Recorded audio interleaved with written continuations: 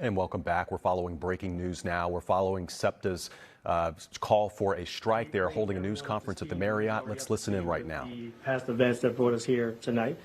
Since March of 2023, the SEPTA Transit Police Department have been without a contract. We've been negotiating with SEPTA for the past 9 months and making little progress in the beginning and a little more progress as we moved on. Our very last meeting, they gave us what they said was their very best last offer, which we advised them that we would not endorse, but we will bring to our members for their vote to see if they wanted to deal, and it was a up or down vote to strike or take the deal. In the past, SEPTA has put things out. They have told us that the reason why, so we're in contention for the term of the deal. If anyone doesn't know, SEPTA's pattern bargaining, they pattern bargain, and this is what that pattern is. Wages, term of the contract, benefits. We're good on benefits and wages. The term of the contract is what we are stuck on right now. The general manager put out several weeks ago to the media, to politicians, to all of the employees of SEPTA, that there is a 3-year deal on the table, which we rejected. That is false. We're still waiting to see that 3-year deal. We still have not gotten a 3-year deal. There is a 43-month deal on the table, which we are not okay with. Our members took a vote today. They are in agreement with us, and effective immediately, we are on strike. I'll open up for any questions. What do you want to say to the riders, who obviously depend on you guys to do the great work that you've been doing? What do you want to say to the riders about this? Well, their safety is our first responsibility, and it's paramount to us. But we're not here to get taken advantage of. And this is not our strike. This is a management strike. They know what it would have taken to keep us at work, and they know what it will take to get us back to work. The ball's in their court. Describe to me what happened. You said the strike goes into effect immediately, so your workers were instructed to do what?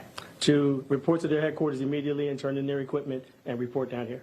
What time did that happen at exactly around? Around 6:30, between 6:30 and 7 o'clock. What's next? What do you ultimately want to see? We want a fair deal. In the past, we've negotiated. We've always felt like their pattern didn't treat us as police officers. We've always said, no, we're cops. We don't want to be treated like SEPTA employees. We want more. We're not even doing that right now. We just want we want the pattern that you tell everybody that you bargain under. They won't even give us that. Do you have a count for the vote tabulation? It was 2/3 of the department voted to strike. Do you know how many people voted? So there was 124 officers that voted. 83 of them said to strike.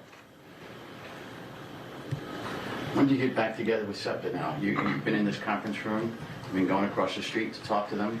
You're here. They're there. Do you start talking as soon as tonight, or what do you do? We haven't heard anything, but we'll start talking whenever they're ready.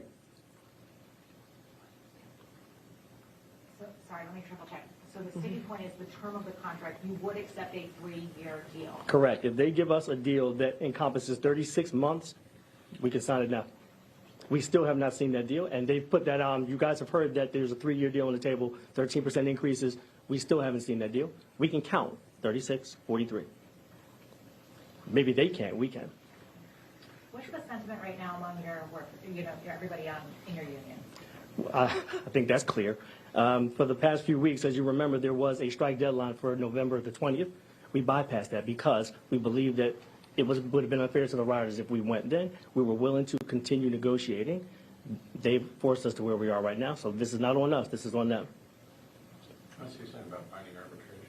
We've asked them. I've been here 24 years. And our unions have repeatedly asked them to give us binding arbitration and allow the arbitrator to decide what's a fair deal for police officers. They're not interested in doing that. They'd rather have us here. Give us binding arbitration. It takes away our ability to strike, and it lets a neutral party decide what's a fair deal for us. They're not interested in that. They can tell you why. I have no idea. Do you think their contingency plan of these other officers stepping in, do you think that that's going to be enough to keep riders safe and cover what you guys cover? So every police department is short cops. Why are they going to take on the responsibility of covering an area that has a police department? No more than we would do that for them. That makes no sense. I mean, I know they have to tell people something, but that makes no sense.